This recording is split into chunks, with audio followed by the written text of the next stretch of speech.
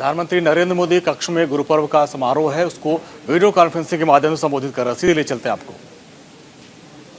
श्री भूपेंद्र भाई पटेल, गुजरात विधानसभा के स्पीकर बहन नीमा आचार्य जी, राष्ट्रीय अल्पसंख्यक आयोग के अध्यक्ष श्रीमान इकबाल सिंह जी,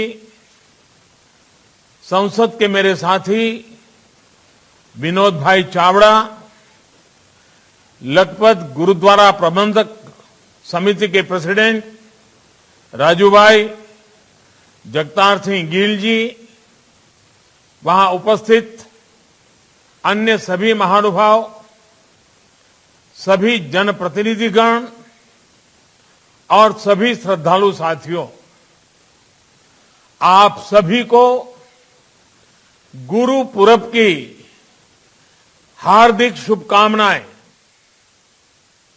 मेरा सौभाग्य है कि आज के इस पवित्र दिन मुझे लखपत साहब से आशीर्वाद लेने का अवसर मिला है। मैं इस कृपा के लिए गुरु नानक देव जी और सभी गुरुओं के चरणों में नमन करता हूं। साथियों, गुरुद्वारा लखपत साहिब समय की हर गति का साक्षी रहा है। आज जब मैं इस पवित्र स्थान से जुड़ रहा हूं तो मुझे याद आ रहा है कि अतीत में लखपत साहब ने कैसे कैसे झंझावातों को देखा है। एक समय ये स्थान दूसरे देशों में जाने के लिए, व्यापार के लिए एक प्रमुख केंद्र होता था। इसीलिए तो गुरु नानक देव जी के पग यहां पड़े थे। चौथी उदासी के दौरान गुरु नानक देव जी कुछ दिन के लिए यहां रहे थे, लेकिन समय के साथ ये शहर वीरान हो गया। समंदर भी इसे छोड़कर दूर चला गया। सिंध दरिया ने भी अपना मुख मोड़ लिया।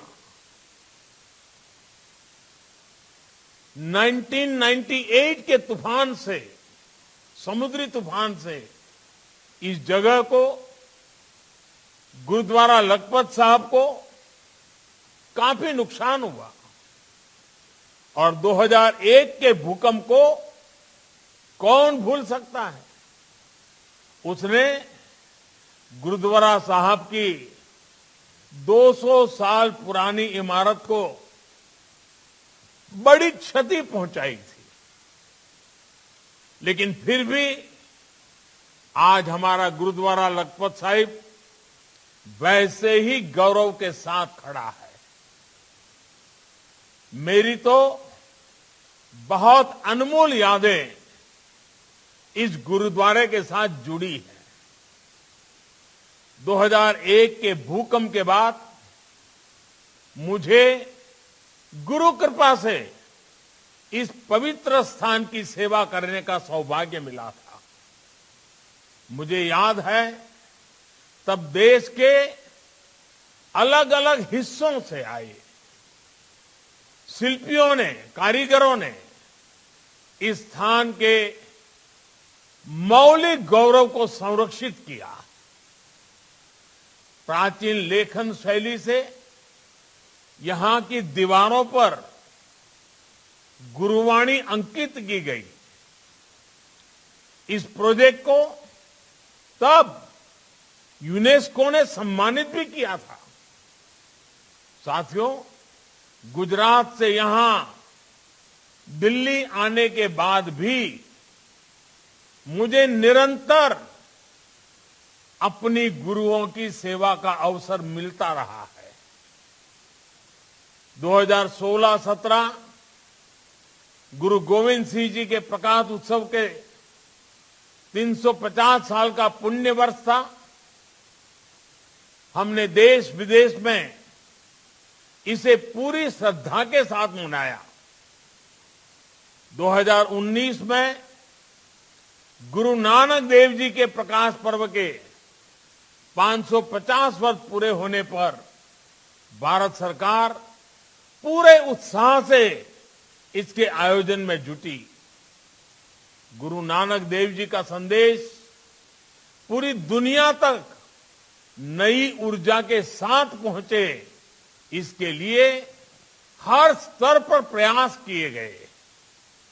दशकों से जिस करतारपुर साहिब कॉरिडोर की प्रतीक्षा थी, 2019 में हमारी सरकार ने ही उसके निर्माण का काम पूरा किया और अभी 2021 में हम गुरु तेग बहादुर जी के प्रकाश उत्सव के 400 साल मना रहे हैं। आपने जरूर देखा होगा, अभी हाल ही में हम अफगानिस्तान से ससम्मान गुरु ग्रंथ साहब के स्वरूपों को भारत लाने में सफल रहे हैं। गुरु कृपा का इससे बड़ा अनुभव किसी के लिए और क्या हो सकता है। अभी कुछ महीने पहले जब मैं अमेरिका गया था, तो वहां अमेरिका ने भारत को 150 से ज्यादा जो भारत की ऐतिहासिक अमानत थी, जो कोई न कोई चोरी करके ले गया था, वो 150 से ज्यादा ऐतिहासिक वस्तुएं हम वापस लाने में सफल हुए हैं। इसमें से एक पेश कब्ज यानी छोटी तलवार भी है, जिस पर फारसी में गुरु गोविंद सिंह जी का नाम लिखा है। यानी ये वापस लाने का सौभाग्य भी हमारी ही सरकार को मिला। मुझे याद है कि जामनगर में 2 साल पहले जो 700 बेड का आधुनिक अस्पताल बनाया गया है, वो भी गुरु गोविंद सिंह जी के नाम पर है। और अभी हमारे मुख्यमंत्री भूपेंद्र भाई इसका विस्तार से वर्णन भी कर रहे थे।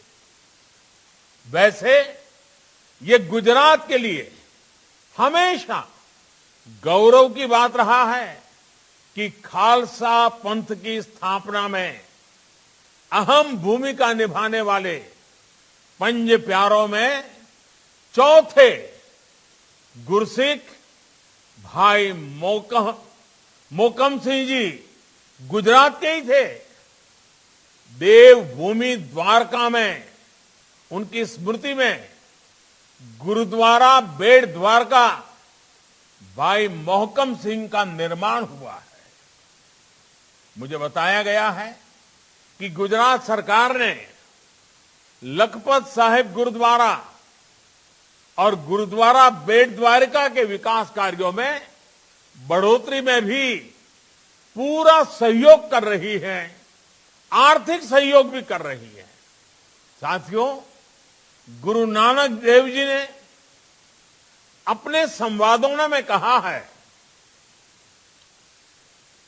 गुर प्रसादी तनु हरि लाभ है, मिटे अज्ञान होई उजियारा। अर्थात गुरु के प्रसाद से ही हरि लाभ होता है, यानी ईश्वर की प्राप्ति होती है और अहम का नाश होकर प्रकाश फैलता है। हमारे सिख गुरुओं ने भारतीय समाज को हमेशा इसी प्रकाश से भरने का काम किया है। आप कल्पना करिए, जब हमारे देश में गुरु नानक देव जी ने अवतार लिया था, तमाम विडंबनाओं और रूढ़ियों में जूझते समाज की उस समय स्थिति क्या थी?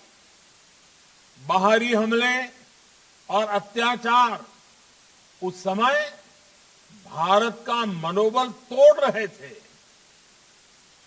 जो भारत विश्व का भौतिक और आध्यात्मिक मार्गदर्शन करता था, वो स्वयं संकट में था।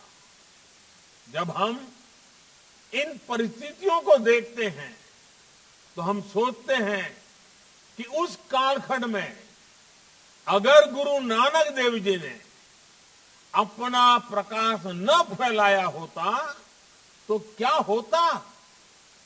गुरु नानक देव जी और उनके बाद हमारे अलग अलग गुरुओं ने भारत की चेतना को तो प्रज्वलित रखा ही, भारत को भी सुरक्षित रखने का मार्ग बनाया।